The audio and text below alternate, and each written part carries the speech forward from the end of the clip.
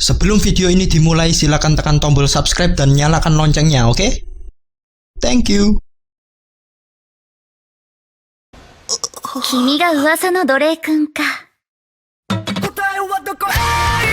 Yo, halo Om Warjo di sini, dan kali ini kita akan bahas anime Matosei no Slave yang season pertamanya udah kelar kemarin. Di anime ini ada 9 unit keamanan yang ngawasin wilayahnya masing-masing dari jurik-jurik yang muncul. Dan ke-9 unit tersebut dipimpin oleh 9 cewek sebagai kapten. Dari unit 1 sampai 10 di animenya kemarin baru dimunculkan kapten unit ke-6 dan ke-7, yaitu Tenka sama Kyoka.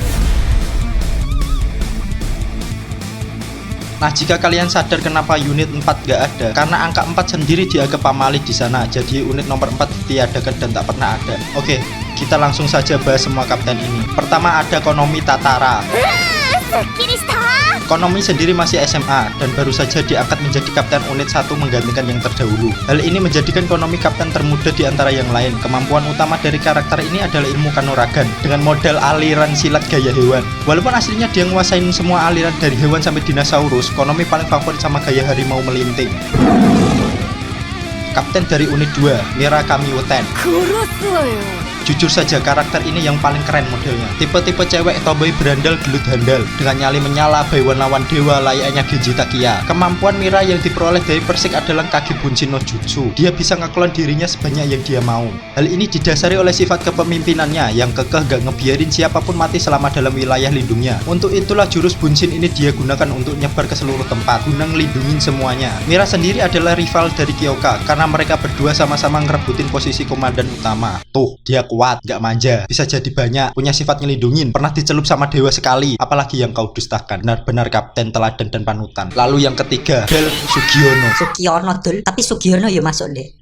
Kan Sugiono ini sendiri adalah Dul. Setelah tak pikir-pikir oleh gak sih diganti jenenge ngono? tapi macem sih. Ya macem sih, tapi koyok kerasa rak penak ngono lho. Mau nih Sugiono, dadi Sugiono. Loh, bukannya Sugiono mbahmu yo? Matamu. Bel Sugiono adalah cewek pesimis dan penakut, namun dia haus akan pujian. Walaupun minim prestasi, dia pengen dipuja-puja banyak orang. Karena itu dia milih terjun masuk ke Komisi Perlindungan tanpa tahu resiko karena cuman pengen dieluh-eluhkan. Setelah tahu kalau Komisi Perlindungan itu keras, akhirnya Sugiono ini kena mental. Namun sifat pesimisnya ini bakal berubah setelah dia ikut latihan bareng unit 7. Ya, walaupun awalnya dia mau kabur surrender. Setelah menetapkan tekadnya, sedikit demi sedikit rasa optimis dan keberaniannya berkembang. Bel Sugiono ini merupakan cewek kesayangan komandan utama karena tampang Bel yang kikuk dan polos bikin sang komandan gak nahan buat ngegemek dia. Dari segi ability, aslinya termasuk yang paling OP. Ability bernama Canopus yang mana bisa nyabut jiwa dari objek apapun itu, mau benda mati ataupun benda hidup. Dan kalau berhasil kecabut, objek itu langsung musnah. Bel juga memiliki kemampuan regenerasi paling ampuh, mau luka sampai sakaratul maut dia tetap bisa sembuh.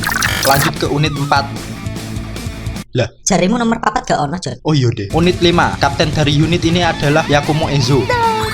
Cewek yang hobi ngegripi-gripi sesama jenisnya. Kalau ada cewek bening pasti langsung dibelai sama dia. Punya cita-cita ngebuat harem yang isinya cewek-cewek toh berjahat dan baik buat koleksi. Dasar kamu lagi batuk. Yakumo punya skill pengendali angin. Dia bisa memanipulasi angin sesuai keinginannya. Nyiptain badai puting beliung buat defensif ataupun ofensif. Yakumo juga bisa terbang. Ya wajar sih dia pawang angin. Masuk ke kapten unit ke-6, salah satu yang sudah muncul di animenya. Cewek kesayangan kalian semua, Tenka Izumo.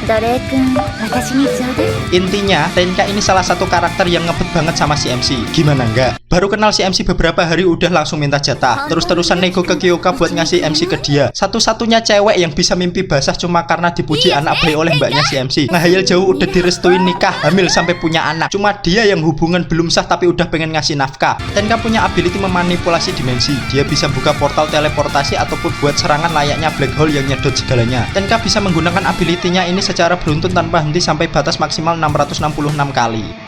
Kapten unit 7, Kyoka Uzen.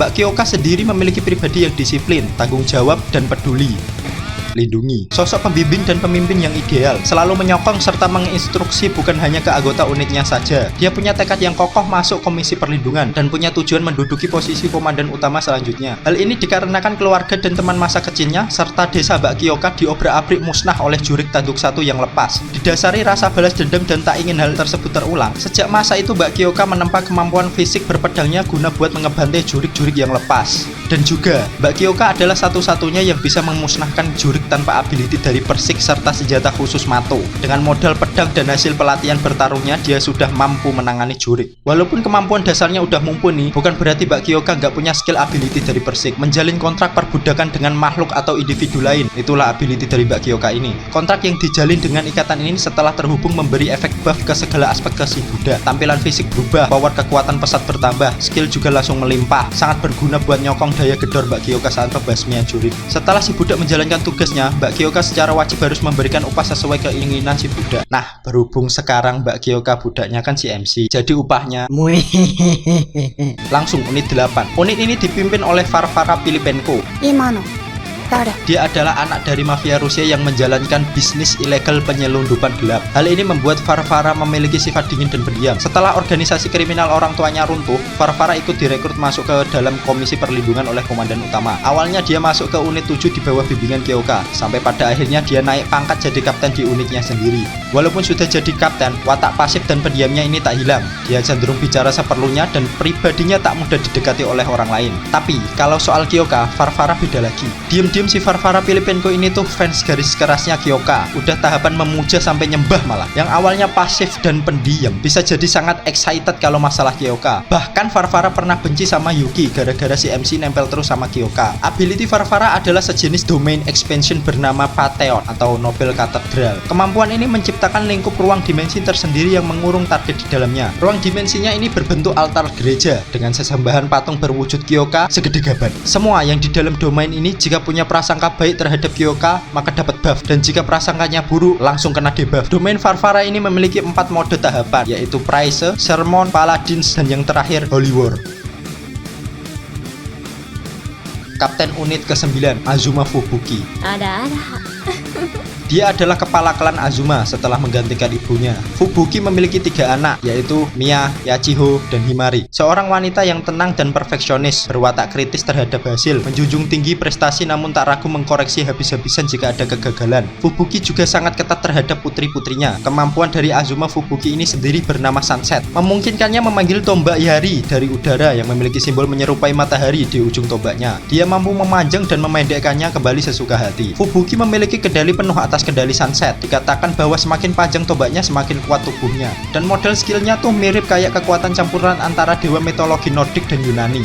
Satu lagi, Badak! Terakhir, yang sudah muncul di teaser konfirmasi season 2-nya, Kapten Unit 10 sekaligus sang komandan utama, Ren Yamashiro. なんだか犬みたい。 Baik Tenka dan Kyoka menggambarkan Ren sebagai pemburu iblis yang patriotik, melakukan segala cara untuk mempertahankan perdamaian. Ren juga memiliki kebiasaan buruk. Jika dia tertarik pada suatu hal ataupun pada seorang individu, maka Ren akan melancarkan obsesinya tersebut dengan cara memonopolinya. Dia juga memiliki watak jumawa terhadap dirinya sendiri. Hal ini terjadi karena dia yakin bahwa dirinya lebih unggul dari siapapun. Ren melakukan apapun untuk menunjukkan perbedaan kekuatan yang jauh, serta membuat orang lain tunduk padanya. Walaupun tampangnya halus, sang komandan ini lebih suka menyelesaikan persoalan dengan kekerasan. Dia sangat brutal ketika menghajar targetnya. Ren diketahui sangat mencintai anjing. Dia memelihara banyak anjing di tempatnya, 11-12 sama cewek rendang. Sungguh sesuatu yang sangat menggambarkan watak asli sang komandan itu sendiri, yaitu mendominasi dan menjinakkan, serta segalanya harus di bawah kontrolnya. Ren Yamashiro sekarang memiliki obsesi menjinakkan Yuki. Si MC dianggap Ren sebagai anjing nakal yang tak mau patuh. Alih-alih jinakin Yuki, malah si komandan yang terus-terusan jadi anjing di hadapan Yuki. Si komandan ini dibelai sampai bugil oleh Yuki. Sebagai komandan utama, dia memiliki kekuasaan tertinggi di antara kapten-kapten yang lain. Ability hasil persiknya bernama Vairocana, yang memungkinkannya menggunakan kemampuan ke-8 Buddha. Intinya sangat OP sekali skill komandan ini. Ren juga mampu terbang dan melayang dalam kecepatan tinggi, menteleportasi orang dengan jarak yang sangat jauh. Oke, itulah seluruh kapten dari setiap unit di anime Matosei Heinos Live. Cukup sekian pembahasan kali ini. Tinggalkanlah like jika kalian suka dan dislike jika kalian tak suka. Terima kasih sudah menyimak video ini. Saya Warjo Kutu Dojin pamit baca dulu.